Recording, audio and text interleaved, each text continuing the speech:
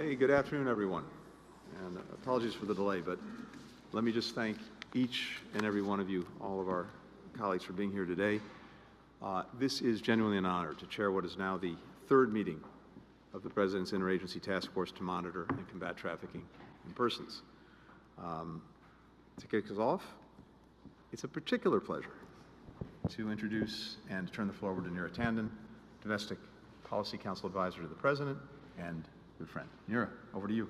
Thank you so much, Mr. Secretary, and I also want to thank everyone here, most importantly for the critical work that your departments are doing to combat human trafficking. We all know the importance of this work and the impact that we can have in tackling human trafficking when we harness the strength of the entire federal government and our partners to address it. As we all know, it's a multifaceted problem, and it takes an all-of-government approach. And in that vein, the Domestic Policy Council has been really privileged to work with a range of agencies to deliver real policy change that affects this problem. I'll just talk about a few issues, including temporary foreign workers and unaccompanied children who are, particularly vulnerable, and really appreciate the great work. I'll be speaking on issues that I know agency partners have been doing tremendous work with us to accomplish real change on behalf of, again, some of the most vulnerable people in our society. So as we all know, our administration is committed to cultivating an environment where good jobs with strong labor protections are available to all. H-2B temporary workers serve alongside U.S. workers in some of our country's most critical occupations, and despite the requirements intended to protect these workers, too many find themselves in abusive situations, including forced labor with no way out. Driven to do more in this space, in October 2022, the White House launched the H-2B Worker Protection Task Force with the great collaboration of so many leaders here. Particularly, I want to do a shout out to the Secretary of Labor, Acting Secretary of Labor, for her leadership in her prior role and her role now. This past October, the task force released a report detailing a series of sub-regulatory actions to be taken in the coming weeks and months to strengthen worker protections in the program. These actions include enhancing protections for workers who report labor violations, reduce unscrupulous recruitment practices, and improve worker access to information about their rights. It is really important as we think through how we're protecting all of labor that we take the essential steps to address the needs of the most vulnerable. I also want to just take a minute to talk about our unaccompanied children program. We really want to highlight the tremendous work of Health and Human Services in addressing the needs of this vulnerable population. HHS has taken numerous steps to ensure that unaccompanied children are protected against trafficking and exploitation, including through a new memorandum of agreement with the Department of Labor to improve information sharing and coordination, updating home study requirements for sponsors, expanding post-release services, and tightening protocols to ensure the safety concerns reported by children through the National Call Center are appropriately addressed. We know how hard the Department of Labor and HHS has been working to protect vulnerable children. There's more work to do, but an incredible system of protection has been built, and I just wanted to note that.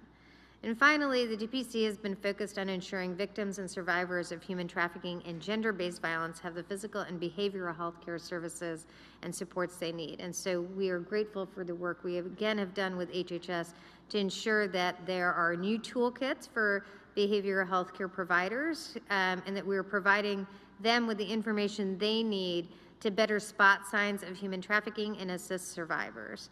This work is really critical to ensure that we're using all of our tools across the federal government to do everything we can to offer protections. And I know that we are squeezed for time, so I will now turn it over to my very, very dear friend, Jen Klein, and Chair of the Gender Policy Council.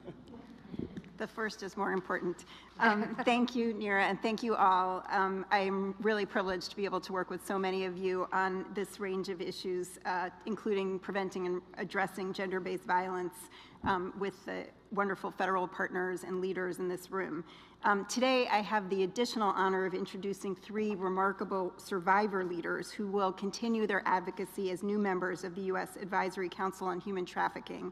But before I introduce them, I just want to say, as I think we all know, working for President Biden, that ending gender-based violence wherever and whenever it occurs has been a cornerstone of this president's career. From championing the Violence Against Women Act in 1994 to his current leadership on everything from military justice to online harassment and abuse, President Biden is a champion, a true champion for survivors. And that includes our work to fight human trafficking, which, as the leaders in this room know all too well, disproportionately impacts marginalized populations, including women and girls, LGBTQI+ individuals, people of color, individuals with disabilities, migrants, and low-wage workers. In addition to the work that you will hear from our agency and White House colleagues, I want to just highlight some of our efforts to end gender-based violence and trafficking. Last year, we released the first ever U.S. National Action Plan to End Gender-Based Violence, which was a government-wide effort to prevent and address gender-based violence, including human trafficking. My team is working with so many of yours to implement this plan and to take steps to, for instance, develop new ways to minimize trauma, to increase identification, and connect trafficking survivors with stabilizing and supportive services. We also recognize that human trafficking and gender-based violence are proliferating online. To coordinate the administration's efforts in preventing online harms, the President established the White House Task Force to address online harassment and abuse. Many of you are members of that task force and are working to fight online harassment, including technology-facilitated human trafficking and gender-based violence. There's much more I could say about this work, but again, in the interest of time, I just want to emphasize that the progress we have made is thanks to the tireless and courageous leadership of survivors and advocates here and across the country. Survivors are literally the heart of everything we do, and survivor input, including through key partners like the U.S. Advisory Council on Human Trafficking, is vital to ensuring that the policies and strategies that we put in place are effective at addressing trafficking, including its facilitation by technology and the intersection with different forms of online harassment and abuse. Lived experiences are critical to informing the administration's work at these intersections. So on behalf of everyone gathered here, thank you to those who serve on the Council for the time you dedicate to combating this crime and for your expertise and advocacy on behalf of survivors everywhere. So with that, I'm deeply honored to announce 3 new members of the Council. Jose Luis Alfaro is a lived experience expert working with anti-human trafficking organizations worldwide to spread awareness, specifically within the LGBTQI+ community. Christina Love, a proud Alaska native, brings to the Council a deep commitment to systems change and advocacy for marginalized and targeted populations based on her own experience as a survivor of domestic violence, sexual assault, and trafficking, a formerly incarcerated individual in long-term recovery, and as a person who has experienced homelessness and disabilities. And finally, Chris Ash, whose current work as an anti-violence advocate and educator brings together their lived experience and years of direct service and community-based consent and prevention education work. So thank you to Jose, Christina, and Chris, and our existing Council members for their continued leadership in ensuring that all people can live and work with dignity and respect. And with that, let me turn it back to you, Secretary Blinken. Jen, thank you very much. And could I now turn it over to Liz Short-Randall, our Homeland Security Advisor, to maybe share a few of the notable accomplishments that we've had just over the past year or so, as well as talk a little bit about the way ahead. Liz. Thank you, Secretary Blinken. And let me begin by thanking each of you, our cabinet members, and all of the other leaders around this table and around the room for taking your time to participate in this very important event, now an annual event for our administration, the 3rd time we've gathered in this format. We all know how much heart and soul goes into this and how important the work is to our nation's health and well-being and to the world. Over the last 3 years, you and your teams have done extraordinarily hard and historic work to prevent human trafficking, to prosecute perpetrators, and to protect survivors. So my message this afternoon is simple. We have to keep pushing ahead. And importantly, in this year ahead, we have the opportunity, no, I would say it's our obligation, to continue translating the National Action Plan into tangible progress. At the White House under President Biden's leadership, and you've heard from my colleagues, the Domestic Policy Council, at the Gender Policy Council, and also in the National Security Council, which I represent here, we will continue to work together to focus on 3 key priorities in partnership with each of you. First, we will address aspects of non-immigrant visa programs that facilitate the exploitation of visa holders. The Department of Homeland Security, under Secretary Mayorkas's leadership, has already done impactful work on this front, including protecting workers from exploitation while maximizing the value of the H-2B program to power the fishing, restaurant, tourism, and other industries all around the country. So together with the department and the White House H-2B Worker Protection Task Force, we will continue addressing vulnerabilities, including challenges that disincentivize migrants from reporting abusive conditions. Second, we will prioritize building law enforcement's capacity to investigate and prosecute human trafficking. Around the world, more than 27 million people, we estimate, are enduring excruciating suffering at the hands of traffickers. That's why we are doubling down on our efforts to hold them to account and strengthen the ability of our law enforcement partners to investigate their abhorrent crimes, like online child sexual exploitation and the non-consensual distribution of intimate images and videos. I look here and see so many of my colleagues, the Attorney General Merrick Garland, Paula Bates, the Deputy FBI Director, and know how much work you and your workforce does on behalf of these individuals, how important this work is going forward. Finally, we will work to expand our toolkit for disrupting and deterring human trafficking. As a first step, we will work closely with the Treasury Department's Office of Foreign Assets Control to sanction more perpetrators for their involvement in this immoral and inhuman practice. And we will work, as I said, with all of you, because we know it's not enough just to prioritize this work. We have to work together to have a greater impact, to use the strength of our entire federal enterprise to get this work done.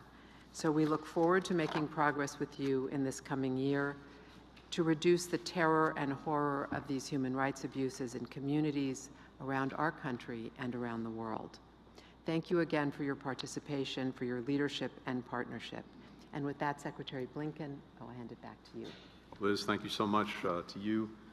Jen, Neera, thank you both for everything you said today, but also for the work that you and your teams are doing every single day. I also want to thank my friend and colleague Cindy Dyer, who has been leading our efforts at the State Department as the Ambassador at Large to monitor and combat trafficking in persons. You'll hear in a bit from Cindy, but she and her team have been spearheading some truly important and remarkable work at the department to strengthen how we engage with survivors in working through our plans and our approach to dealing with human trafficking. And I know from working with Cindy a bit that no one is more tenacious and determined, and we have some results to show for that. We're also honored to have with us, we've already mentioned a number of people. I just want to point out one other person with us today, Samir Jain, a member of the Advisory Council on Human Trafficking. Where's Samir?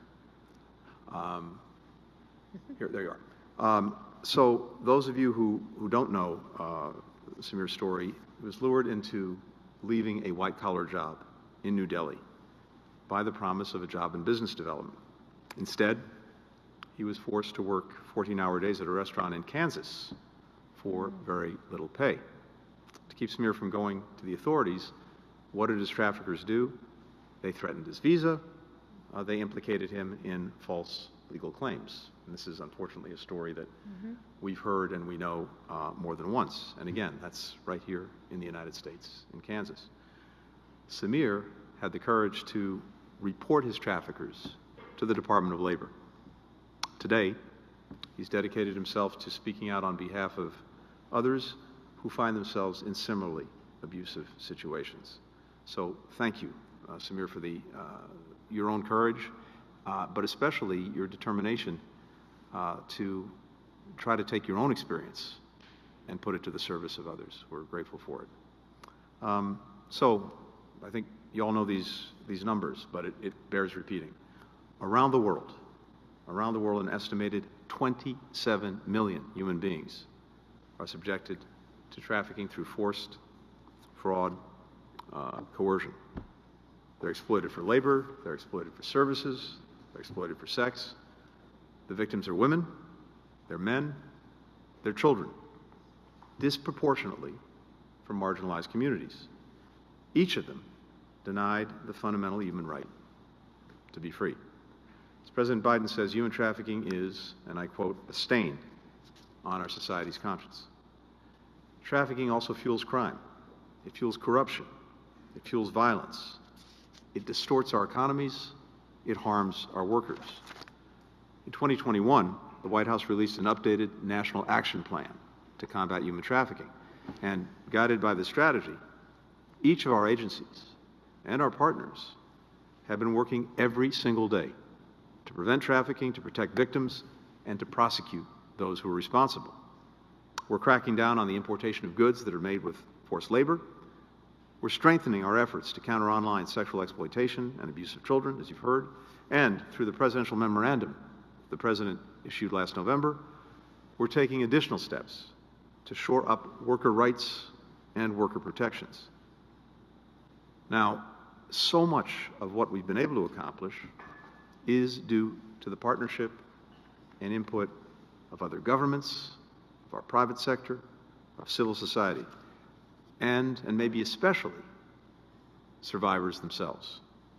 So before we get into the progress that each of our agencies has made, which is really the purpose for gathering today, and to discuss priorities for the year ahead, I'm going to take this opportunity to just move over to the podium to honor two of our partners, the recipients of the 2023 Presidential Award for Extraordinary Efforts to Combat Trafficking in Persons.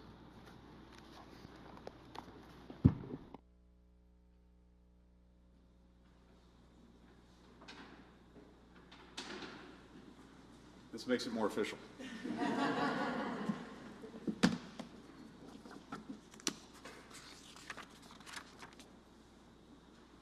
For the past decade, Dr. Mindong has offered her fellow survivors hope and healing while empowering them to play a central role in the global fight against trafficking. As co-founder and executive director of the Survivor Alliance, Min helps train victims to become effective advocates. The Alliance ensures that our collective understanding of, as well as our policy response to trafficking, is actually informed by the experiences of those who've been its victims and have lived it. It connects survivors to job opportunities. The Alliance also teaches people how to engage ethically and effectively with survivors. Min says that she wouldn't be here if not for each and every person on my journey who kindled the fire of freedom within me. And she, in turn, has helped to fuel that fire of freedom in so many other people. Min couldn't join us today, but I'd like to read the citation that's printed on the award that she's receiving. And again, I quote, "To Dr. Mindong, for her efforts to advance the anti-trafficking movement through research and advocacy, her substantial dedication to uniting, supporting, and empowering the global survivor community, her long-standing efforts to place survivors at the center of anti-trafficking work." So we're going to make sure to get this award to her very soon, but meantime, congratulations.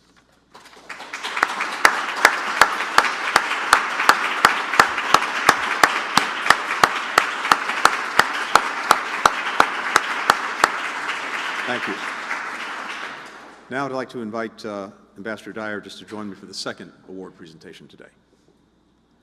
Ensuring that survivors have adequate support systems, from stable housing to job opportunities, is a key element of the President's National Action Plan. So our second awardee, Restore NYC, exemplifies this approach. Restore NYC's mission is to make freedom real for victims of trafficking. Going back to 2009, this organization has done exactly that for almost 3,200 people from nearly 100 countries across our planet. The group offers counseling from licensed clinicians to improve victims' mental health and well-being, They help survivors transition to safe, affordable homes. They provide pathways to employment, helping with everything from resume writing to entrepreneurship training, including through an innovative partnership with New York University. At every step along the way, Restore NYC anticipates and works to meet what are genuinely unique needs for those who are survivors of trafficking. Now, whether that's providing services in their native languages, offering child care while survivors attend training, or establishing a relief fund during the pandemic to support victims, and the list goes on. To describe how she felt in her time with Restore NYC, here's what one survivor said. She painted a butterfly and said, "This is me." That's the feeling that Restore NYC gives to the victims that it helps. So, in honor of all the lives that they've transformed, I'd like to invite Beck Sullivan, Restore NYC's Chief Program Officer, to receive the award today.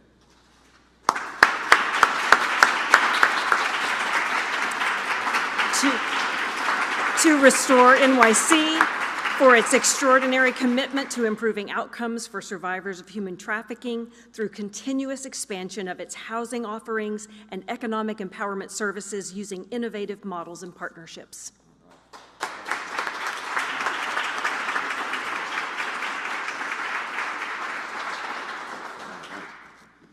So that concludes the award presentation.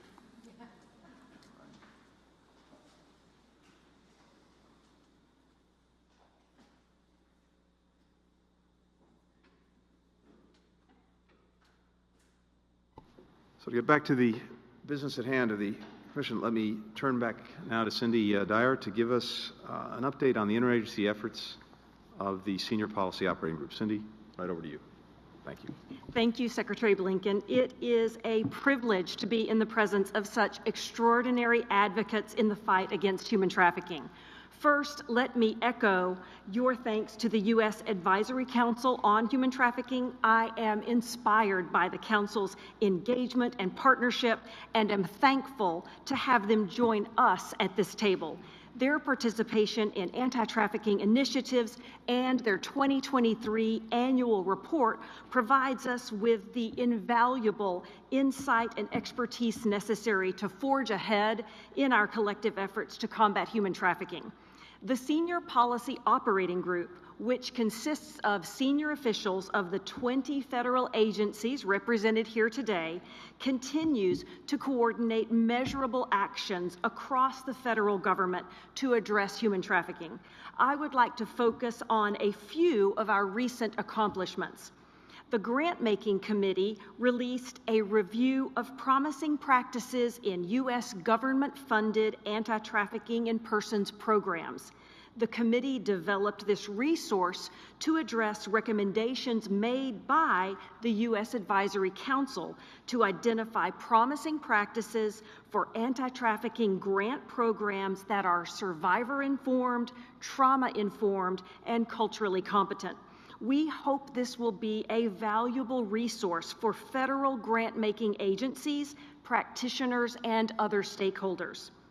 The Public Awareness and Outreach Committee published a federal anti-trafficking resource inventory, which includes a list of federal human trafficking outreach efforts and resources, awareness campaigns, toolkits, and programs. The list also helpfully includes evaluations of the effectiveness of the particular resources. Just last month, the Procurement and Supply Chains Committee hosted a virtual public outreach session for contracting companies, non-governmental organizations, international partners, associates of state, local, tribal, and territorial officials, and other interested stakeholders to build understanding about the anti-trafficking requirements of the Federal Acquisition Regulation. This was the second public meeting by the committee, and topics included the federal government's guidance on anti-trafficking risk mitigation and management, trainings and resources for government contractors, the use of government reporting to help analyze supply chains, and developments in efforts to prevent and address human trafficking in global supply chains that would be helpful to apply to federal procurement. Last, in furthering the government's implementation of the executive order on advancing racial equity and support for underserved communities through the federal government, the Senior Policy Operating Group is developing a plan to integrate racial equity into our anti-trafficking work. We know that Black, Indigenous, and other people of color are differently and disproportionately impacted by human trafficking. To inform our plan to address these disparities, we sought information related to the intersection of race and human trafficking through several channels, including through a request for information, a virtual public meeting, and a series of small in-person roundtables with different communities around the country. Thank you for the opportunity to highlight some of the Senior Policy Operating Group's recent efforts. I look forward to continued work together in the coming months. Thank you. Cindy, thank you very much. Thank you for that report. Thank you for the great leadership that your office has shown. I'd actually like to give Samira Jain now an opportunity to speak representing the U.S. Advisory Council on Human Trafficking. As a number of us have mentioned, the Council is an indispensable partner in everything that we do. So, Samir, we're grateful to have you with us today and grateful to get an update from you on the Council's work. Thank you, Secretary Blinken. Good afternoon. My name is Samir Jain. I'm a member of United States Advisory Council on Human Trafficking. I would like to thank the administration and all the PIK agencies for their to combat human trafficking. In 2016, 20 years later, today, I still power with each of you. And on behalf that is first of its kind, where leaders with lived experience advise the highest level of our government. It is a great honor for me to present on behalf of the Council today. The scourge of human trafficking continues to evolve. Civil unrest and war across the globe, natural disaster, climate change, and advent and increasing reach of social media all pose significant challenges. It is within these contexts that we recently submitted our 2023 report. This report focuses on data, on access and services for all victims, and on visa and immigration systems. We specifically made recommendation on the intersection between human trafficking and missing, murdered, and indigenous and Black communities. We call for the adoption of best practices in prevention and services and focus on building capacity for culturally diverse organizations. We also made recommendation relating to labor trafficking among temporary work visa holders, particularly in high-risk industries, as well as unaccompanied children at risk of experiencing labor trafficking. We specifically called for increased data sharing among agencies to prevent visa fraud. In light of increases in child labor trafficking in this country and lack of deterrent to prevent it, we also called upon administration to bring a legislative proposal to Congress that would amend the TVPA with respect to criminal charges involving child labor trafficking. Common theme across our recommendation is that of accountability. Accountability within our government processes to address system-related vulnerabilities. We also focus on theme of diversity. Diversity in the services provided to survivor through federal programs. Diversity with respect to how U.S. government engages different communities across the United States. As we look to 2024, the Council plans 2 trips to inform our work. The first is to Alaska, where we hope to gather information about the needs and challenges Alaska Native population face in fight against human trafficking. The second will be to the U.S. southern border to learn more about efforts to prevent and identify human trafficking among vulnerable immigrant populations. I'm grateful for the opportunity to speak to you today, and I look forward to our continued partnership. Thank you. Back to you.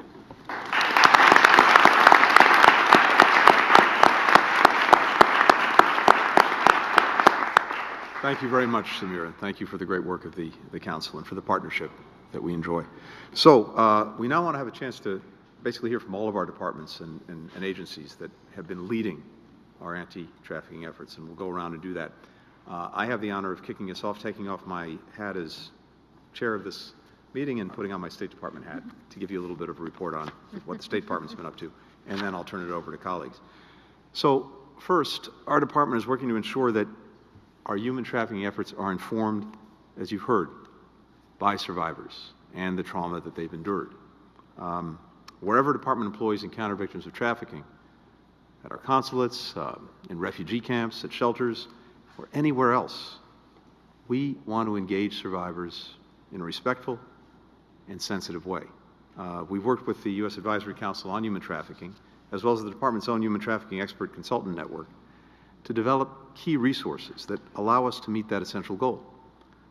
We've launched 2 new online trainings, one through our Foreign Service Institute for department employees, another to assist our anti-trafficking stakeholders, our grantees, our other partners. Second, we're taking steps to prevent forced labor and other forms of migrant worker exploitation. We've been updating our consular training course to empower staff to better prevent, detect, and respond to human trafficking.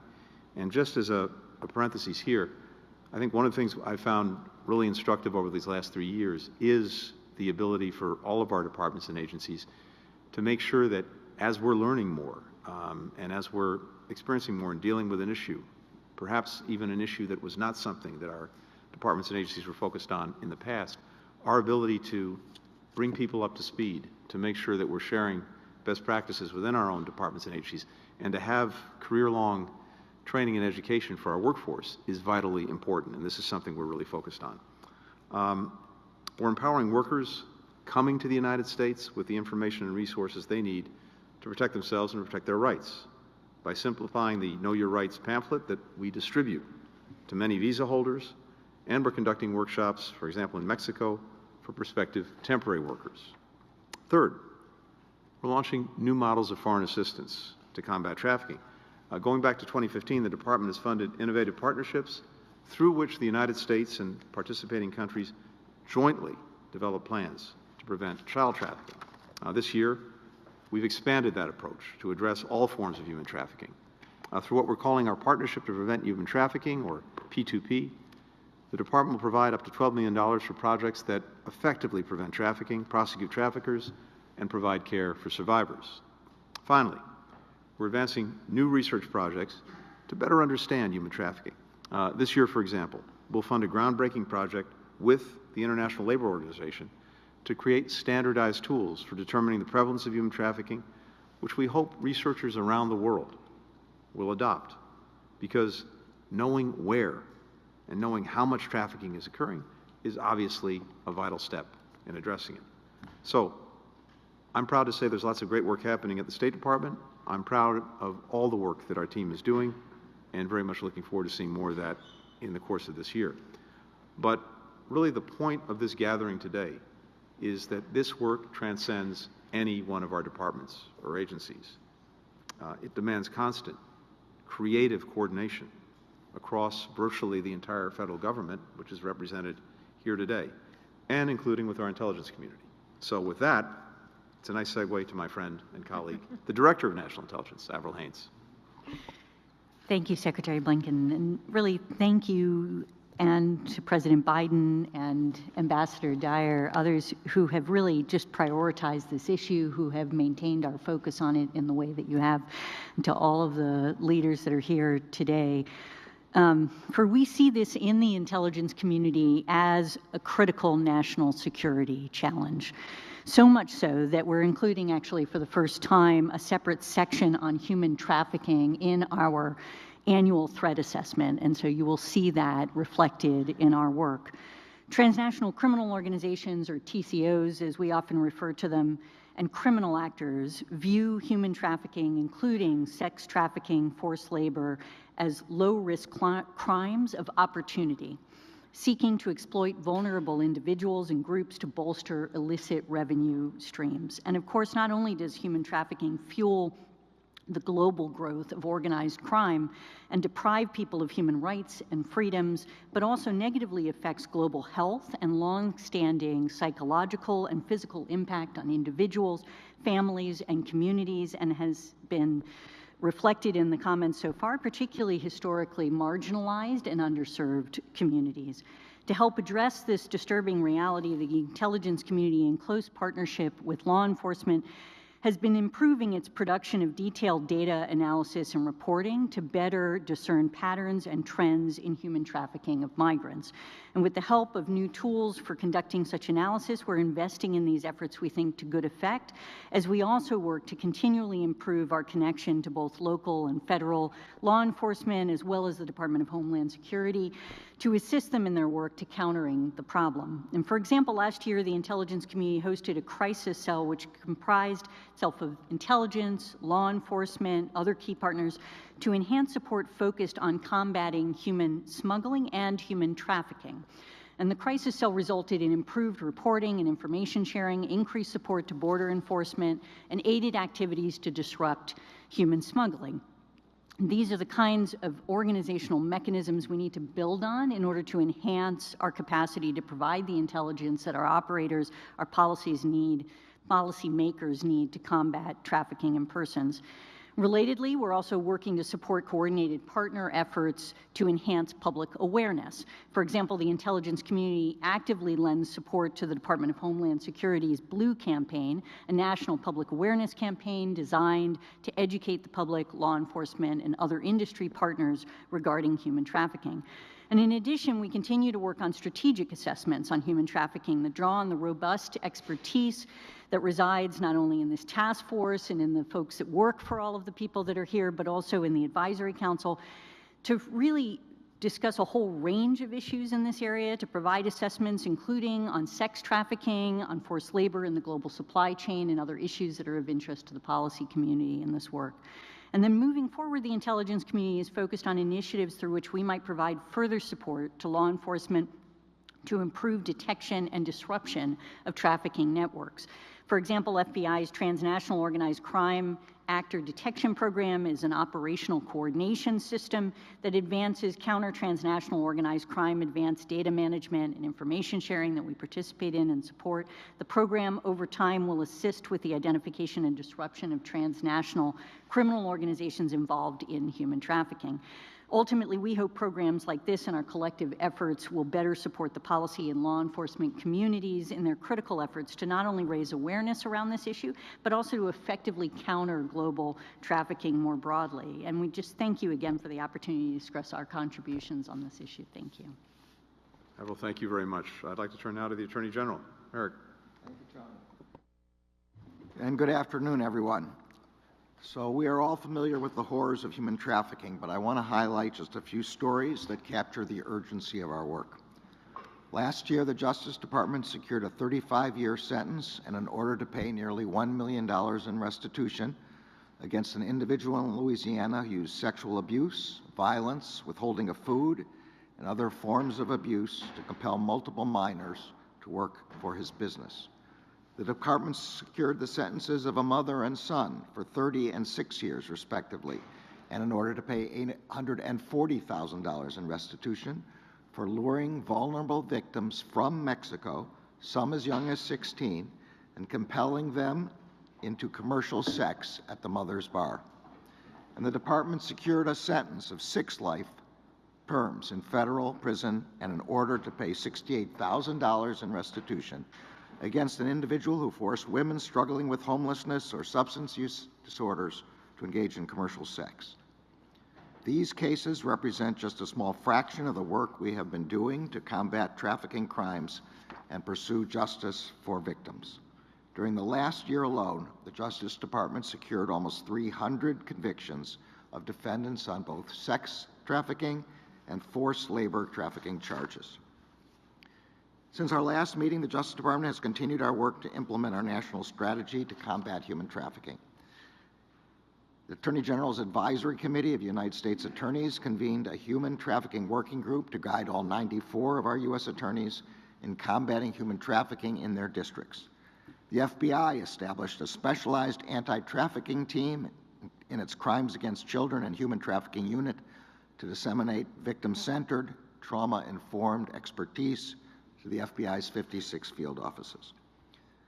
The Civil Rights Division's Human Trafficking Prosecution Unit led the Interagency Forced Labor Initiative Steering Group in detecting, investigating, and prosecuting forced labor with a focus on forced child labor. Last summer, the department released its own national strategy for child exploitation prevention and interdiction, which covers child sex trafficking and complements the national strategy to combat human trafficking.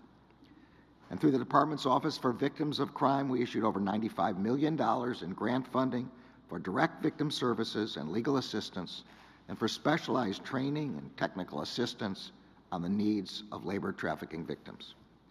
In the year ahead, we plan to expand this work across all of our components and across the country. The perpetrators of human trafficking prey on vulnerable people for profit. In so doing, they attempt to undermine not only the victim's sense of safety, but of their dignity.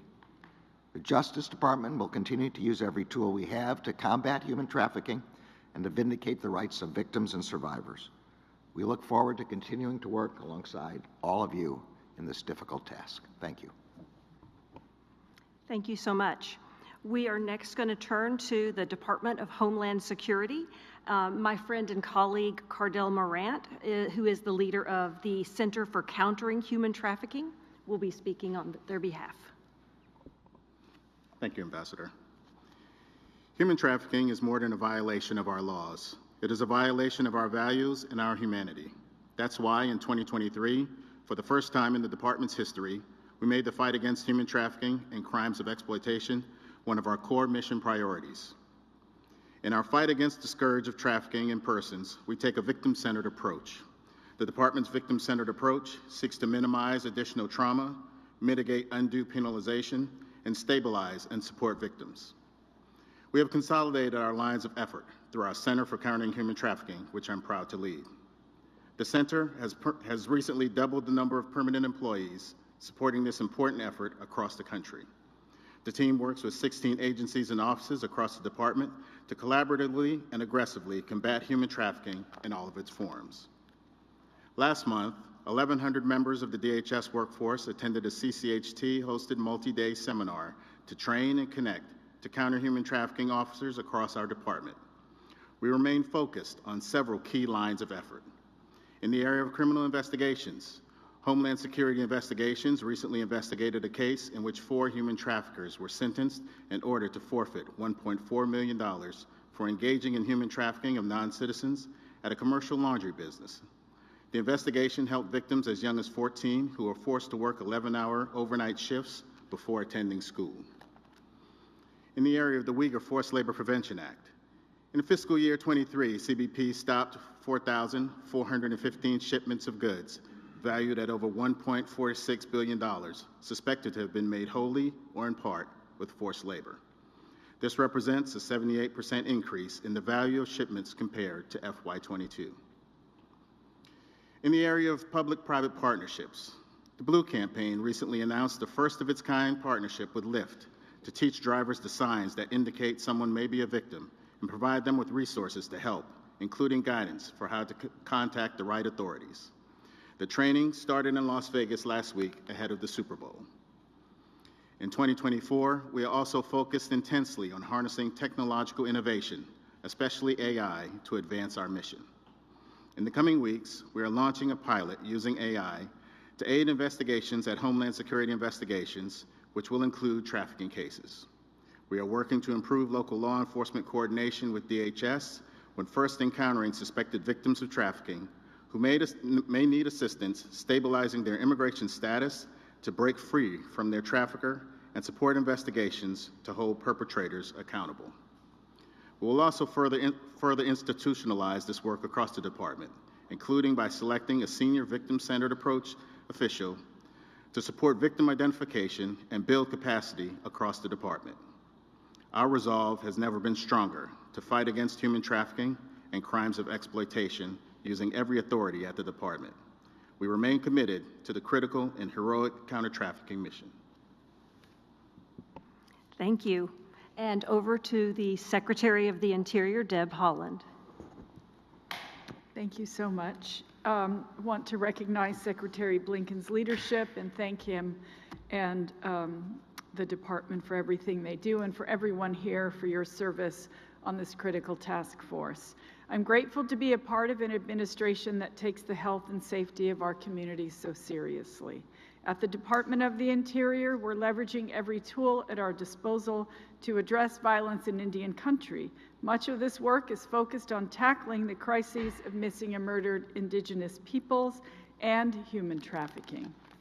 As a member of Congress, I helped lead the effort to pass the Not Invisible Act and Savannah's Act. These laws take steps to address these crises by identifying gaps in information sharing and data collection. Now, as Secretary of the Interior and with the President's support, I am putting these laws into action.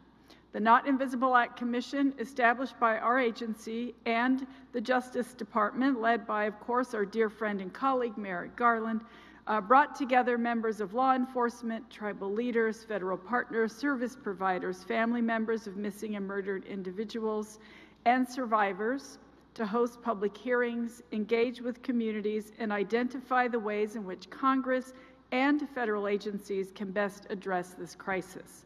Last November, the Commission submitted its recommendations to the Department and to Congress, which emphasize a needed focus on tribal law enforcement recruitment and retention, survivor and family services, and cross-jurisdictional coordination.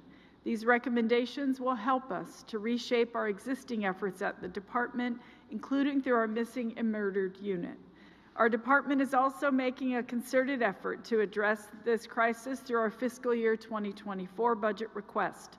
Specifically, we've called for an increased funding for the Tiwahi Initiative, which enables tribes to design their own programs for the delivery of Bureau of Indian Affairs program services, including public safety initiatives for children and families.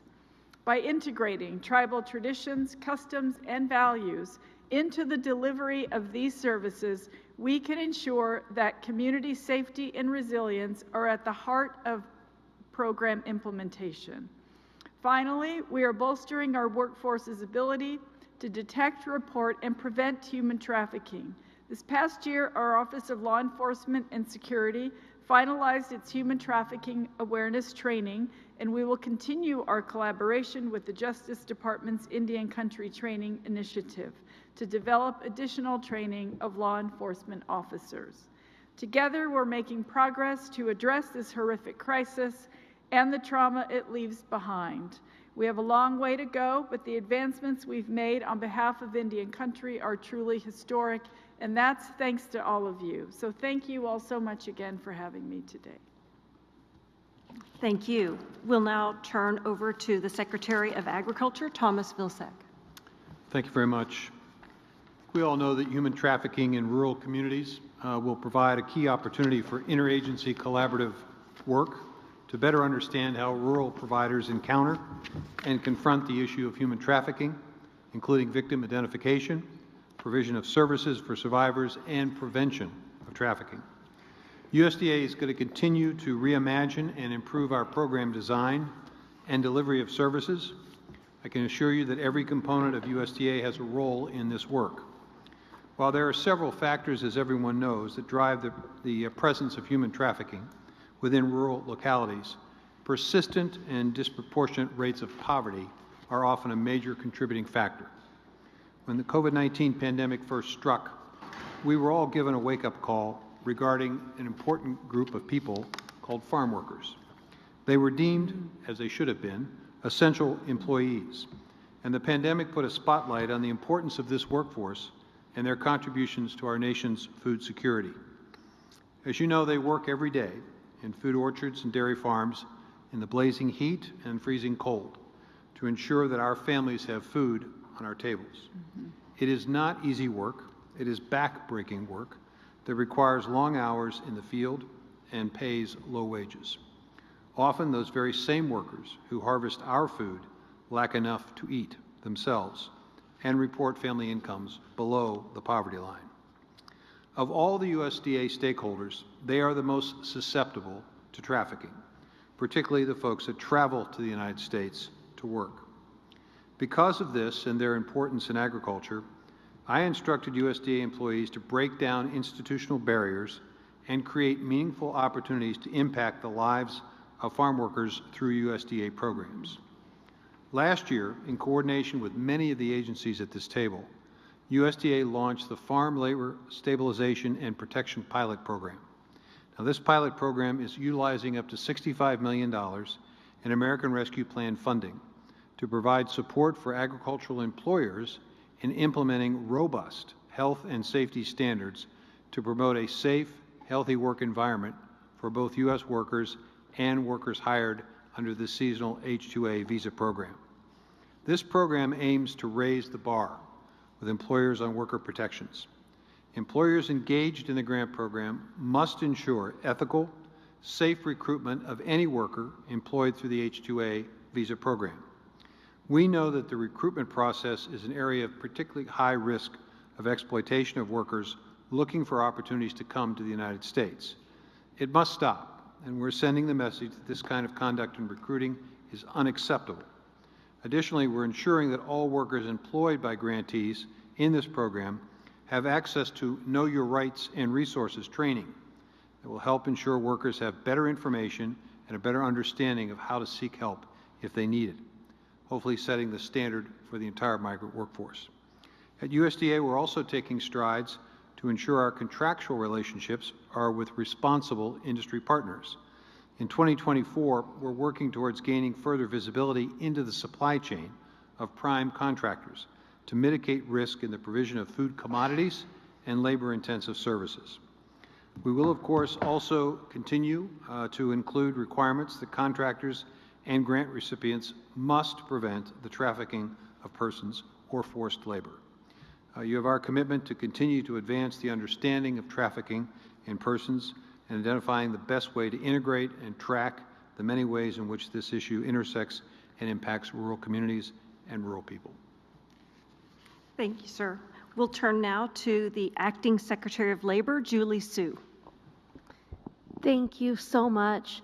As many in the room know, about 30 years ago, 72 garment workers from Thailand were trafficked to the United States and then forced to work behind barbed wire and under armed guard in an apartment complex for 18 hours a day. These workers were vulnerable in part because they had been told their whole lives that they should keep their heads down and know their place, and that all they would ever know were poverty wages and a lack of opportunity. And that made them susceptible when traffickers came and promised them a good job. And that promise, of course, turned out to be a lie. When those workers were freed, improbably, they spoke up and challenged not only their traffickers, but the industry that had made demands for their labor. And that created a tremendous amount of change. I was privileged to be their attorney during that time. And back in September, I was privileged again to induct them into the Department of Labor's Hall of Honor. It was really lovely. So I know we've talked a lot about listening to survivors and understanding their work, and 67 of those 72 were women, which is also indicative of how this problem works globally. In terms of looking forward, the Department of Labor is focusing on two things. The first is enforcement of labor laws in this country. And I think it's important to note that we shouldn't look at the abuses that happen to trafficked workers as aberrations. They really turn out to be one end of a spectrum of abuse that is often common in those very same industries. And if we don't look at the context in which the abuse occurs, then we're missing out on a key lever we have to try to prevent the abuse. We, like so many agencies, are also training our staff on recognizing indicia of trafficking, right? As we enforce labor laws, we can often be the first line to see that, and we're making sure that our training is both trauma-informed and survivor-centered. We have been working with the Department of Justice on assessing back wages and using forfeiture and restitution and other tools, but again, recognizing that the ability of survivors to actually collect real wages is limited if we don't look at the entire context in which their abuse occurs. We are also certifying T and U visas, and it's important, I think, to note that those visas exist because of the Thai workers and their work and their advocacy. The second thing that we're focused on is our international work. We are investing in organizations around the globe who are identifying forced labor and child labor and the risks in supply chains of those kinds of practices. We've worked with Secretary Mayorkas and the Department of Homeland Security on what was already mentioned, making sure that any goods that are made with forced labor are prevented from being imported. We follow the extraordinary leadership of Ambassador Tai, who is breathing life into this president's promise that when we look at our trade policies, we will look at the well-being of workers, and that includes those who have been trafficked. And we work with the Department of Education, and I know that Deputy Secretary Martin is going to talk about some of that collaboration. So as has been said, none of us does this work alone. The DOL also has a list of goods produced by child labor or forced labor, and that is the result of research we do to combat these practices in supply chains. So we are very much on board with and share the goal of making sure that nobody who hears that their only option is to keep their heads down and know their place actually believe that. Thank you so much. We'll turn now to Secretary of Health and Human Services, Javier Becerra. Thank you, Ambassador. I extend a special thank you to the U.S. Advisory Council on Human Trafficking and the hundreds of individuals with lived experience who have worked with and informed HHS. You have helped us strengthen efforts to prevent trafficking of migrant workers and families, address inequities and barriers to accessing services, and increase prevention education. Last year, HHS funded programs connected more than 4,000 survivors of human trafficking to housing, health, and other critical services. We responded to requests for assistance from every state in the nation, and our National Human Trafficking Hotline received nearly 8,000 calls, texts, and chat messages directly from survivors of trafficking. We want to stop human trafficking before it occurs and minimize its harmful impact. Today, we are releasing our National Human Trafficking Prevention Framework, which draws on research and best practices in proven violence prevention strategies. Additionally, protecting children and youth from trafficking continues to be at the core of our prevention efforts. This spring, HHS will start the work of the National Advisory Committee on Child and Youth Trafficking to strengthen coordination among federal, state, tribal, and local agencies to prevent forced labor and commercial sexual exploitation. Each of us has a role in reducing violence in our society. Last summer, thousands of survivors and leaders across government, private sector, and nonprofit organizations joined our National Human Trafficking Prevention Summit and brought with them a shared commitment to taking on this issue. Studies show that most survivors of trafficking have seen a healthcare provider while they were exploited. This year, we invite partnerships with healthcare institutions to expand the number of providers trained to identify, screen, and provide trauma-informed responses to human trafficking. We also invite coordination to continue strengthening the resilience of public health supply chains against forced labor. In addition, we will continue to work with tribal leaders and indigenous organizations to address the intersections of trafficking and missing and murdered indigenous persons. And we will organize regional convenings to share best practices and interstate coordination among child welfare and other youth and family serving organizations. HHS recently announced the Anti-Trafficking Leadership, Innovation, and Sustainability Project to support high-impact, survivor-led programs to advance anti-trafficking efforts. Later this month, we will announce the first round of awardees under the HHS Innovation Challenge to prevent human trafficking among women and girls. We will be enhancing our understanding of the role of technology-facilitated exploitation and leverage technology to scale the reach of effective prevention programs. We look forward to building on these collaborations to prevent human trafficking, to promote innovation, and advance equity to strengthen health and well-being for all. Thank you. Thank you so much. And at this time, over to the Director of the Office for Management and Budget, Shalonda Young. Thanks, Cindy, for all you do and for gathering us for this very important topic.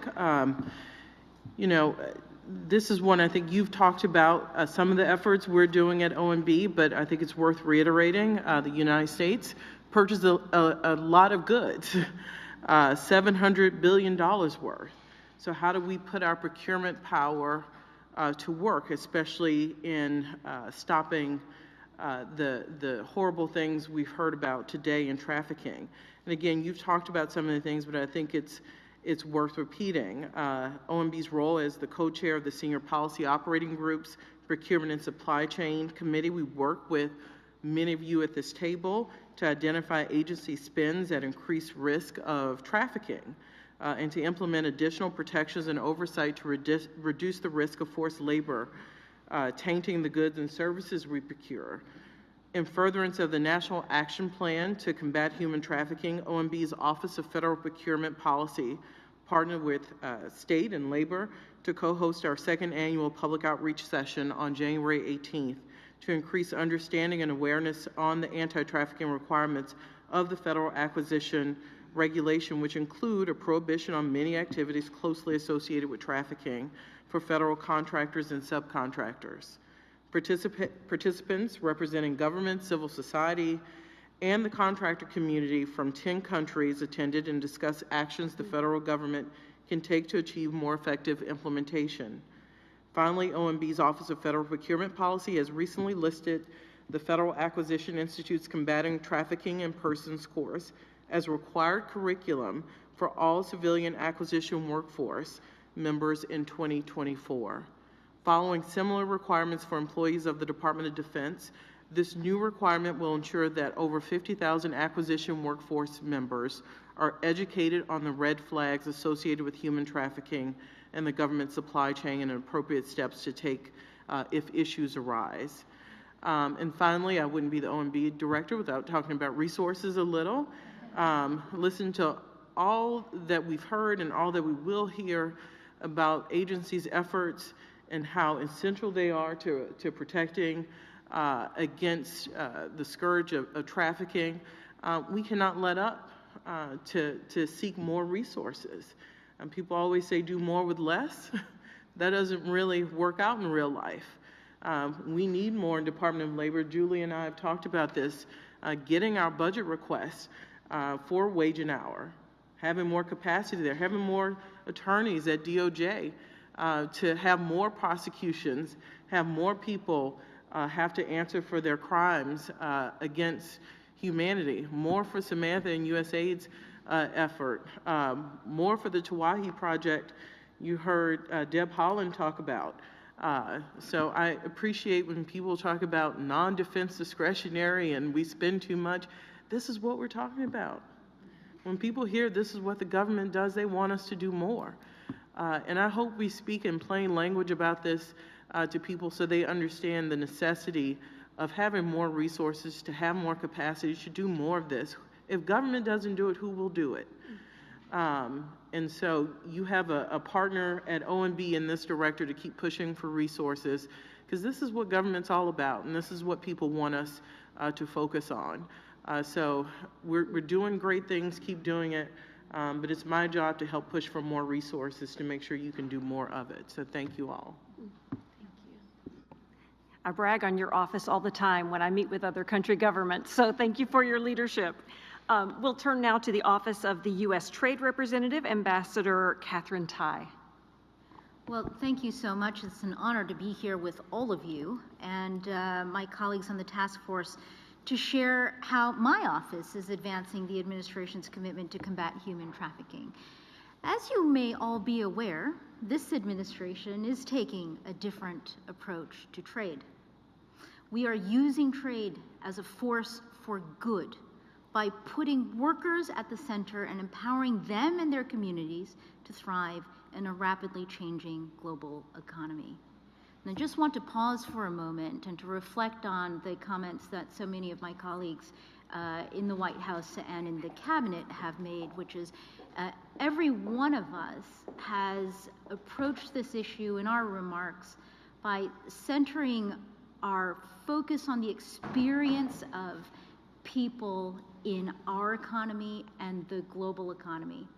I think in this sense that I take a lot of inspiration from this particular table that we have set, that we are sitting here in a hall of power, each one of us with particular authorities, placing the experience of workers and people at the center. And I really want to express the honor and the privilege that it is to share a seat at this table with Samir down here at the end, who shared his experience and his courage with us in terms of what he has seen in the global labor supply chain. What we are doing at USTR is working to incentivize that race to the top. And what that means is a global economy where workers can compete on the basis of their skills and their creativity and not exploitative cost advantages, labor law violations, or degrading practices. And this includes making sure that goods made by forced labor do not enter the United States, and doing everything we can to eliminate forced labor in supply chains globally. One of the most important tools that I have to carry into international trade discussions, forums, and negotiations is a piece of U.S. law. Section 307 of the Trade Act of 1930, it's been around for almost 100 years, prohibits the importation into the United States of goods made in whole or in part using forced labor. In 2023, we focused on creating a team of like-minded trading partners that are all committed to this cause, and we will continue this work in 2024 and beyond. USTR developed and is negotiating the highest standard labor texts ever developed for 3 landmark agreements: the Indo-Pacific Economic Framework, the United States-Taiwan Initiative on 21st Century Trade, and the United States-Kenya Strategic Trade and Investment Partnership. The proposed texts would commit partners to meaningfully addressing forced labor in supply chains alongside the United States. Additionally, we are continuing our close collaboration with the European Union through the US-EU Trade and Labor Dialogue to further enhance our transatlantic coordination. With Japan, in this very room, just over a year ago in last January, we launched a task force to promote human rights and international labor standards in supply chains. This task force continues to meet to deepen our partnership with Japan on this issue. And just this very week, the United States, Canada, and Mexico are holding a trilateral dialogue on forced labor enforcement under the United States-Mexico-Canada Agreement. We are continuing to exchange information on enforcement approaches and best practices related to addressing forced labor risks in our own hemisphere. We are leveraging all available trade tools to clean up our supply chains, including, would you believe it, through the World Trade Organization. Their ongoing fisheries subsidies negotiations have allowed the United States to propose a provision to address the prevalent use of forced labor on fishing vessels, especially distant water fishing vessels. As a proud member of the Forced Labor Enforcement Task Force, USTR looks forward to year 3 of implementing the Uyghur Forced Labor Prevention Act and accelerating the expansion of the UFLPA entity list. Finally, we at USTR will release our first ever forced labor trade strategy later this year, which is the result of great teamwork with many of your agencies and also with labor organizations, governments, civil society, survivors, and businesses. I look forward to our continued collaboration over the next year. Thank you so very much. Thank you, Ambassador Tai. Now over to Deputy Secretary of Education, Cindy Martin. Thank you, Cindy. Great name. The 2 Cindys here. As I mentioned before to this group, this is my 34th year in education. I spent 17 years as a classroom teacher and 10 years at an inner city school in San Diego, California, where I saw firsthand students and their parents being trafficked. Because we were born in a town next to Tijuana, I got to witness it, unfortunately, firsthand. A mother who trafficked herself because her husband had been deported, and she had to do something. I also saw a student do it. Those are some firsthand stories that I witnessed, and then I became superintendent of San Diego Unified School District after being principal at the inner city school for 10 years. As superintendent, I was able to then actively work in that leadership seat that I had to combat what I had seen firsthand devastate families that I loved and cared for. I was able to do that at all levels of the system to ensure that all school personnel, the 16,000 employees in San Diego Unified, had the proper training and support to prevent and respond, detect and recover. And so I bring that experience to the work that I'm now leading with our agency, the Department of Education, and our Office of Safe and Supportive Schools, knowing what can happen to students and their families when we don't give the kind of support that we already know what to do. We are here to support the National Action Plan to combat human trafficking, and we know what to do. It's our responsibility, and with the dedicated guidance and support that we can put out there, we can make a real difference. In response, and with the actions that's required through this plan, the Department of Education has hosted 13 webinars on human trafficking and child exploitation. All of these webinars are designed to get the information out there so people know what to do. And the attendance rates are incredible. We host a lot of webinars with the Department of Education. We like to educate. We host webinars. We had almost 16,000 people register for our webinars, almost 10,000 people attending. 94% of the participants in our webinars strongly agreed that the webinars improve their understanding, to know the topic and to understand what it looks like to prevent, to respond, and to recover.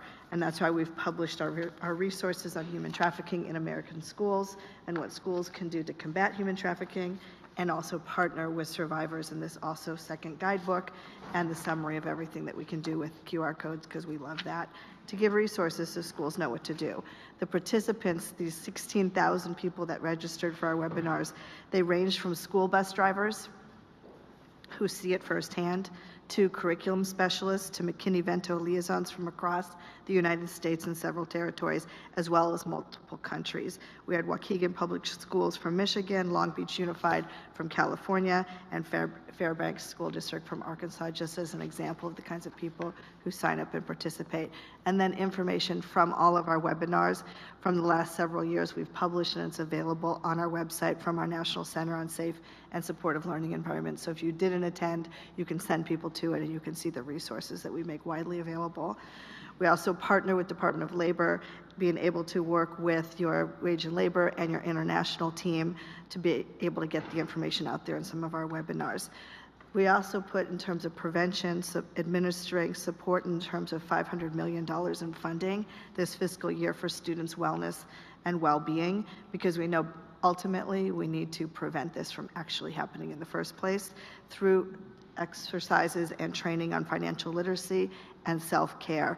We know social emotional learning is so important, and that's how we can empower our youth with the skills to recognize what might be happening to themselves, or to report it when they see it happening with other people, and to refuse trafficking and abuse, and to prevent youth from offending themselves. And then also through the BISCA, we're investing, Bipartisan Safer Community Act, we're investing in mental health professionals, increasing 14,000 mental health professional providers in our schools that will also help detect and prevent, because we know the value of school-based mental health supports.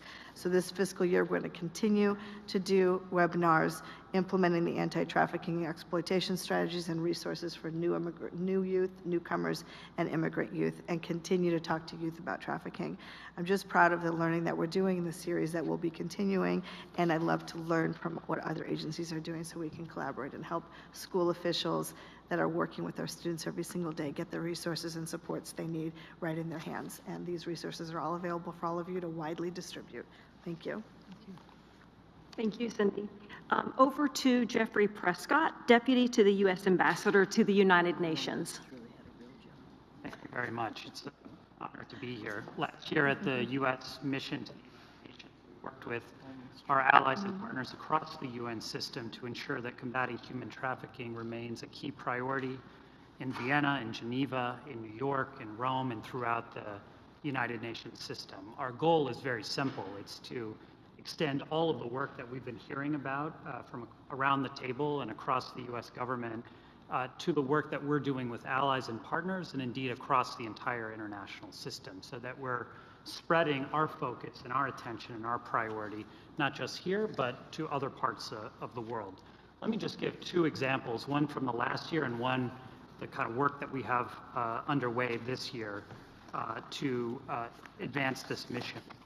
First, we're trying to strengthen the tools that the international system has to address this scourge. For example, the United States coordinated with a few partners last year to successfully negotiate a resolution that will provide the UN Office on Drugs and Crime, UNODC, additional tools, including the tools to collect essential data and strengthen their efforts against trafficking. This is something that we're doing not just at the UNODC, but at UNICEF, the UN Children's Fund, and other UN institutions as well. Second, we're going to advance our efforts to use the global platform that we have at the United Nations to address this issue as well. We're going to use our status as a member of the Human Rights Council this year to continue to advance anti-trafficking priorities, including in 2024. We're looking for opportunities and advancing opportunities to encourage the United Nations and member states to develop their own survivor-led entities, building on the example that we've heard about from our own government today. We also need to ensure that the response to combating human trafficking is truly survivor-centered and trauma-informed, and that's something we'd like to get our partners to step up and do more of in the international system. And to Ambassador Tai's point, we also want to seek to highlight the importance of strengthening not just services for victims from underserved and marginalized populations, but making sure that we're addressing forced labor and supply chains, something that we've obviously taken on as a significant focus in the U.S. government. There's much more to come in our efforts at the United Nations, and we partner, of course, very closely with others in the room, Secretary Blinken, who was here earlier, Ambassador Power, and others. We want to work with all of you to make sure that we're getting this right. I want to thank you again, thank in particular President Biden, Vice President Harris, Secretary Blinken, and the rest of the senior officials in the room here on our leadership and on continuing this focus not just at home but around the world. Thank you. Thank you. I'll turn now to Samantha Power, Administrator at the U.S. Agency for International Development. Thank you so much, Ambassador. Thanks to Secretary Blinken and all of you who are doing so much to combat this horrific crime. I have attended many of these task force meetings in my current capacity. This is my third, as it is for many of you. I believe 4 as UN Ambassador and several as a staffer as President Obama's Human Rights Advisor. And I can't think of a previous meeting where there was such personal testimony. This builds on Catherine's point. It's very inspiring to see just how personally people are taking this cause and the conviction and the commitment as manifested in the work of you and your teams. So I also am just very honored to be here. Since 2001, well before my time, USAID has invested nearly $400 million across 88 countries to fight human trafficking. And we try to bring a toolkit in partnership with the communities in which we work. The tools range from conducting research that sheds light on key drivers and flows of trafficking to helping deliver legal assistance to survivors or to people still in captivity or enslavement, to bringing together local, national, and regional stakeholders to coordinate new policy, new legislation, new regulation, new enforcement. In all of this and other work, we, like so many have mentioned here at other agencies, are committed to survivor-focused efforts. USAID's comparative advantage is our ground game and our ability to connect, the ability to support individuals at the local level while working to take what we learn from that support to enable systemic progress at the national and regional level. Stories of real people today at this meeting, I think, have brought home the human stakes of the effort, and I will share as well a story of Salam, who is a 26-year-old from Bangladesh. A few years ago, Salam heard about a new IT job in Cambodia that would pay 5 times more than his current job. His dad mortgaged the family farm to help Salam pay for his travel and visa. But once in Cambodia, Salam was forced into a labor compound and made to work for hours for a criminal scamming network. His documents, like so many's, were confiscated and his communication with his family was cut off. Thankfully, a USAID-supported program helped Salam make his way out of the compound in September of 2022. But, and this happens so often, once he returned to his community, he had little support in getting the counseling and the resources he needed to reintegrate, much less the legal support that he needed to try his case. Bangladesh is, of course, one of the countries hit hardest by human trafficking. It falls within the top 10 countries worldwide for the number of people in the country trapped in modern slavery. And the enormity of the problem in a country like Bangladesh makes it difficult for the government to provide survivors with those kinds of resources to reintegrate them. And in many cases, of course, the justice system is completely overwhelmed by the sheer number of perpetrators or the sophistication of those networks. So we're hugely appreciative of the collaborative work by other agencies in the intelligence, the justice, the labor, the trade, and of course the diplomatic spheres. USAID worked with the government of Bangladesh to help craft in the first instance and then revise its national plan of action to combat human trafficking and to empower communities with the tools to enforce it. We worked with survivors like Salam and leaders in civil society and government to establish guidelines that outline a step-by-step process for service providers to offer counseling, places of safety for victims as they reintegrate, and legal support to try to bring perpetrators to justice. Today, Salam is working as what is called a survivor empowerment officer at one of our partner organizations, helping alert people who are still enslaved to their rights, while also helping integrate those who mercifully have made their way out of captivity. To keep cases from lingering in the justice system, USAID is working directly with the government of Bangladesh, and again, this is just one example, but to bring home just the range of inputs and support that are needed, but to build its capacity to actually try cases.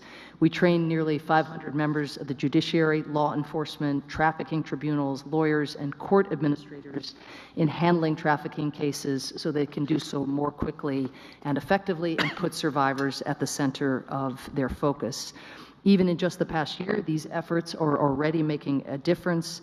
In 2023, courts in Bangladesh successfully tried 3 times as many cases as the year before and achieved 5 times the number of convictions. But before we celebrate too much, the numbers are very, very small. I will not share those numbers because we want to inspire more work, but the baseline, unfortunately, was very, very low.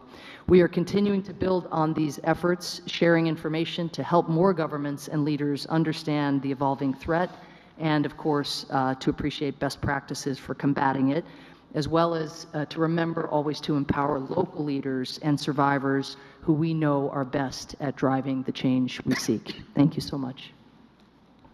Thank you.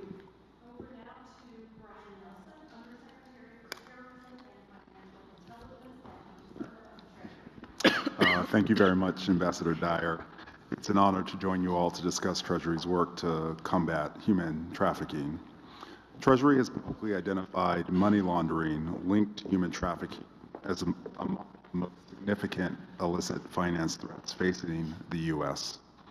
As many of my colleagues have noted, perpetrators of this crime prey on vulnerable populations and infiltrate critical supply chains and industries.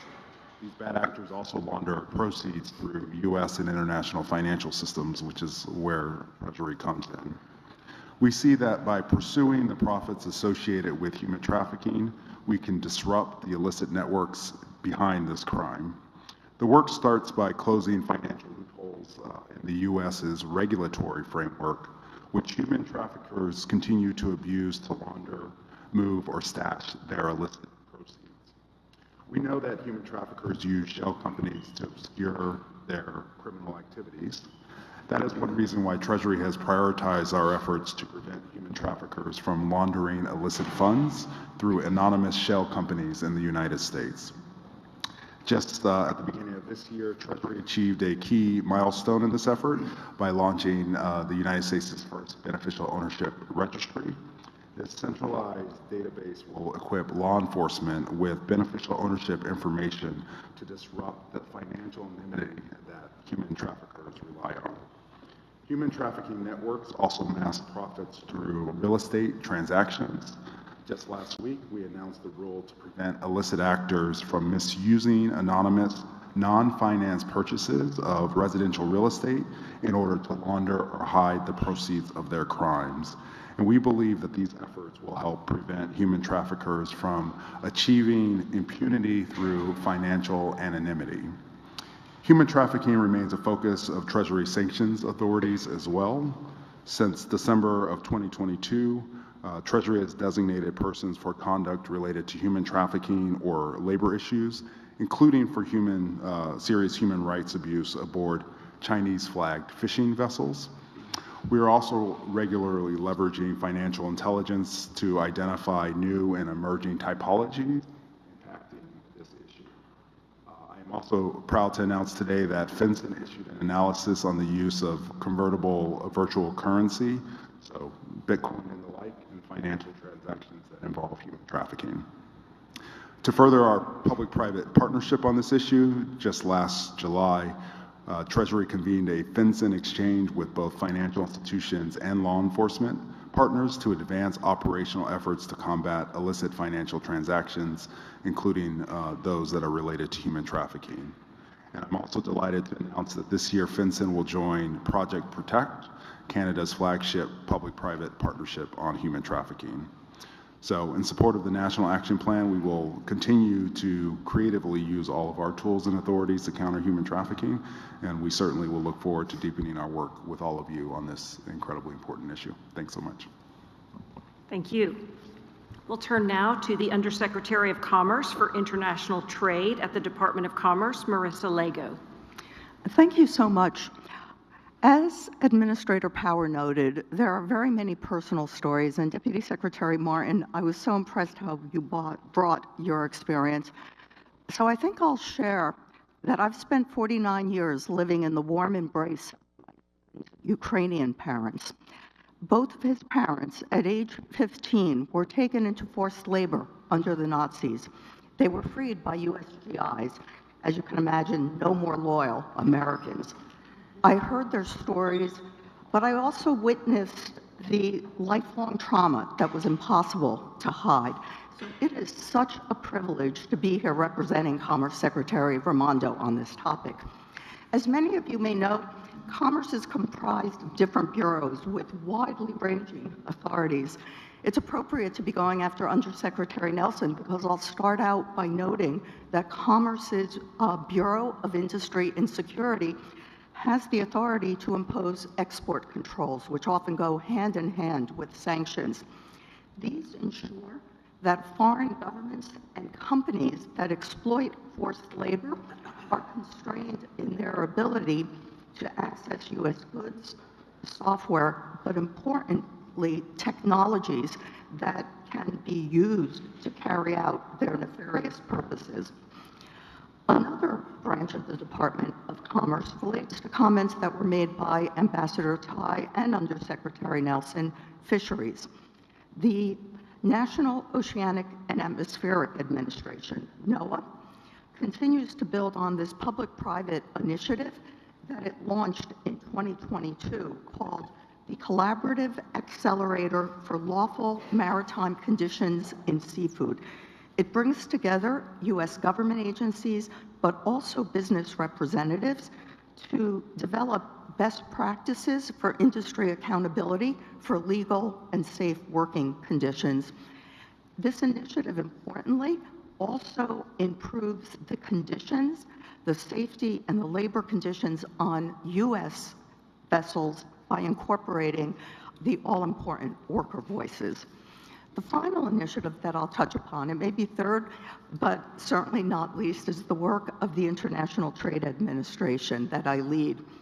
We have very long-standing relationships with the private sector, and these relationships continue to serve as an important channel to raise the issue of forced labor in supply chains through all of our supply chain work, including our newly established Supply Chain Center, We provide businesses with best practices. We make them aware of the breadth of government resources that are available to them to mitigate forced labor wherever it might arise within their supply chain decisions. I'll end by noting that enforcement of our existing laws is absolutely critical. So like Ambassador Tai, we are so pleased to be part of the government's forced labor enforcement task force, holding others to account. Thank you. Thank you. We'll turn now to Christopher Mayer, Assistant Secretary of Defense for Special Operations and Low Intensity Conflict from the Department of Defense. Well, thank you, Ambassador Dyer. And on behalf of Secretary Austin, it is my honor to convey how the Department of Defense is prioritizing its role in monitoring and combating human trafficking. To start, DoD requires all of our 3.4 million military and civilian personnel to receive combating trafficking in persons training, a key baseline for all of our service members and civilian support. This year, DoD's dedicated Office of Combating Trafficking in Persons will focus efforts on preventing through awareness training and outreach, addressing demand reduction, and engaging survivors. Through our military departments, the Army, Navy, and Air Force, we are developing judge advocate legal counsel training and key toolkits, also overhauling the DoD education activity staff training that trains our service members' children, and promoting the new Combating Trafficking in Persons refresher course that all our DoD military and civilian personnel receive. Judge advocate training includes signs and indicators, laws, policies, and regulations, and also advises commanders, law enforcement, and other personnel on criminal and administrative human trafficking cases. The DoD education activity that's undergoing a training overhaul intended to enable school leaders and personnel to amplify combating trafficking messages in the curriculum and also amongst the educators. All this training uses DoD human trafficking case studies, public service announcements, survivor voices, and other material to enhance these trainings. DoD is focused on raising awareness also about the Defense Base Act, which we administer through the Department of Labor to help victims of human trafficking. This includes raising awareness about the rise in defense-based cases brought by other country nationals who have incurred trafficking-related injuries while working on U.S. military bases around the world. DoD has briefed Department of Labor administrative law judges, highlighting cases about harms suffered by workers in Afghanistan as one example, and informing them about the body of trafficking in persons laws that provide means to assist victims. DoD continues to add stories about survivors of sex and labor trafficking and child soldiering to its Survivor Voices of Human Trafficking website that gets regular and frequent visitors.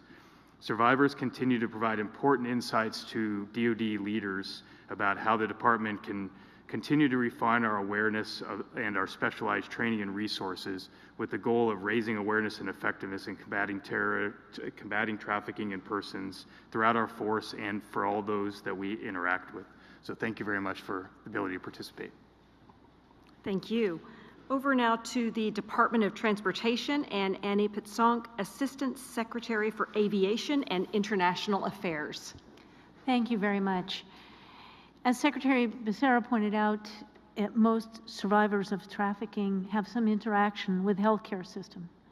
Similarly, most people who are trafficked have some interaction with transportation. That's why the Department of Transportation is continuing to raise awareness among rural, urban, and tribal frontline workers across all of our modes of transportation, road, rail, air, and water, as they have unique and essential roles in combating human trafficking. I'm going to share what we've just done, what we're going to do, and what we're always doing. First, last month was National Human Trafficking Prevention Month, and Secretary Pete announced a new Transportation Leaders Against Human Trafficking Survivor-Informed Awareness campaign with scannable QR codes to educate and empower travelers and transportation workers across all modes of transportation. The campaign complements our survivor-informed awareness training for transportation employees and travelers and gives general and transportation-specific human trafficking indicators and reporting methods. We also hosted an event for hundreds of representatives from smaller transit agencies. Coming from a small town myself, I appreciate this very much, to highlight available resources because often trafficking occurs with people going to rural areas. And if people in rural areas are not equipped, they cannot help detect and prevent this scourge.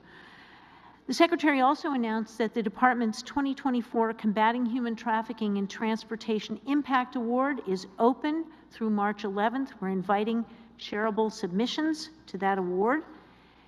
And looking ahead, our Multimodal Advisory Committee on Human Trafficking, which includes 2 lived experience experts, is developing a report which we will release this year with recommendations for public and private sector stakeholders and an assessment of best practices. We will also engage internationally with the International Civil Aviation Organization, ICAO, in developing guidance material on combating trafficking in air operator supply chains. We will also continue working with transportation stakeholders across the country. We have 600 transportation signatories from different modes of transportation at state and local and tribal level, covering all modes of transportation in every state, who have pledged to train 1.3 million transportation sector workers whose awareness is crucial in combating human trafficking. They are the eyes and ears that our outreach efforts depend on. We're also creating toolkits tailored to each mode so that these transportation organizations can develop a comprehensive approach to preventing the crime. We are always committed through our Transportation Leaders Program to leveraging those eyes and ears, and we will continue to require every state to permanently ban convicted traffickers from operating commercial motor vehicles. We're proud to be cooperating with all of our partners here at federal, state, and local and tribal levels, and with public and private sector stakeholders as we work together to end this scourge. Thank you. We'll turn now to Paul Abate, Deputy Director, Federal Bureau of Investigation. Thank you. Thank you for the opportunity to be here today to continue to focus on such an important issue. It's a true privilege to join together with each of you. Human trafficking is one of the most heinous crimes that the FBI works to prevent and investigate, and as we all know, it's far too pervasive both here and around the world. Sadly, our work reflects that a significant majority of the victims encountered, estimated at over 2/3, are children. In strong response, we in the FBI are doing everything in our power across each of our 56 domestic field offices and around the world through our legal attaché offices to stop those responsible for these abhorrent crimes and to protect and assist those victimized. Thankfully, as reflected here, we do not take on this task alone. The FBI conducts this work in partnership with an array of federal agencies and departments, collaborating closely with state and local law enforcement through 91 FBI-led child exploitation and human trafficking task forces, staffed by more than 800 task force officers from over 500 state and local agencies, and also working, importantly, with essential partners outside government, like the National Center for Missing and Exploited Children, where FBI personnel are embedded full-time. In all, we currently have more than 1,600 active human trafficking investigations, a sad reflection of the extent of the harm occurring. And through the work, we see that criminal enterprises perpetrating human trafficking, as has already been noted, are running other criminal schemes as well, including drug trafficking, passport and visa fraud, public corruption, money laundering, among many other crimes. So while the problem is complex, the work is yielding results. Last year alone, we made over 600 human trafficking arrests. Those are predatory criminals taken off the streets, away from communities harmed, and held accountable for their actions. Even more importantly, the investigatory work is about much more than just arrests. Our work has, collectively, and always will, focus on protecting and supporting those who suffered harm. We bring a victim-centered approach to each trafficking case. This involves multidisciplinary teams, including special agents, intelligence analysts, victim specialists, and child forensic interviewers working together to engage with victims of trafficking. Because victim support and protection is the primary goal of the FBI's and our work in this area. When trafficking victims are recovered, experienced victim specialists begin the essential and arduous task of working with them to help rebuild their lives, providing everything from food and clothing and housing to translation services and assistance navigating the criminal justice system, anything and everything that we can do to help. The FBI's mission, of course, is to protect the American people and uphold the Constitution. No one needs and deserves that protection more than victims of human trafficking, who are so often among the most vulnerable. We are tremendously proud of the FBI's work in this area, and together, in partnership with each of you, we will continue to aggressively push forward with these efforts. You have the FBI's absolute and sustained commitment to continue to work with all of the organizations represented here today to carry out the National Action Plan to combat human trafficking. We will never relent in our pursuit of those responsible for these horrific crimes and bringing them to justice. And we will continue to support and protect victims, replacing fear with freedom. Thank you. Thank you. I'll turn now to Jocelyn Samuels, Vice Chair, U.S. Equal Employment Opportunity Commission. Well, thank you so very much. It's a real privilege to be here with all of you and to see the level of commitment and tenacity in addressing these critical and sobering problems. You are probably all aware that the EEOC enforces the nation's laws against discrimination in the workplace based on race, color, national origin, sex, religion, disability, age, and genetic information.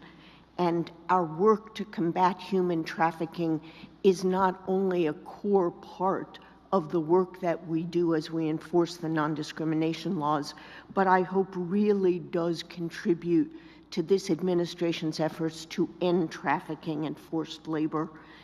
You know, the laws prohibiting discrimination are often violated by traffickers who use force or fraud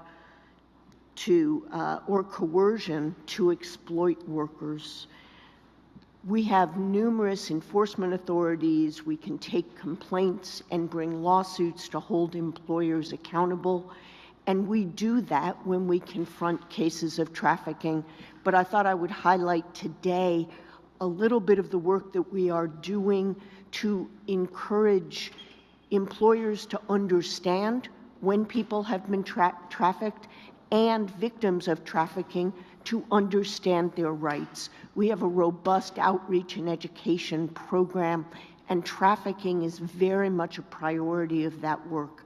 So among other things, last July, we launched a new section of our Youth at Work website, which adds specific content on human trafficking. Our Youth at Work materials are focused on, as it sounds like, young workers, often really vulnerable individuals, teens or minors of different sorts, who do not know their rights in the workplace. And so the new materials that we have launched are intended to help these young workers, educators, advocacy organizations that work with them, parents and others, identify the signs of human trafficking and understand when that trafficking can violate the laws that we enforce. The materials that we've posted include tips on staying safe in the workplace, examples of the lawsuits we've brought to combat human trafficking, and links to other resources to help people who believe that they or others they know may have been subject to trafficking. In addition to our Youth at Work updates, we have a group of outreach and education coordinators who work in each of our 15 districts nationwide, and they held 128 no-cost outreach events in the last fiscal year to address trafficking, which were attended by somewhere in the neighborhood of 7,500 people. We are continuing our partnerships with federal, state, and local agencies, tribal organizations, non-governmental organizations, and international partners to ensure that our stakeholders understand when trafficking violates employment discrimination laws and what we at the EEOC can do about that, how to request EEOC support for U&T visa petitions, and how to obtain relief for victims. We also will this year be releasing new material to help workers understand their rights to be free of harassment. And of course, victims of trafficking are peculiarly vulnerable to threats of harassment because they are so powerless and vulnerable in the workplace. There is obviously much more to be done, but it is a privilege to be a part of this community trying to address this issue, and I look forward to our work together in the coming year. Thank you. Thank you, and thank you all for your work every day as well as making your presentations here. The problem of human trafficking is daunting, but I firmly believe that we are up to the challenge. I am so encouraged by the solutions presented and the commitment demonstrated by everybody here today. This issue cuts across so many different agencies, but I really believe that working together we can make a real progress and make a real difference in the lives of so many people. It is an honor to be a part of your team. And with that, this meeting has concluded. Thank you so much.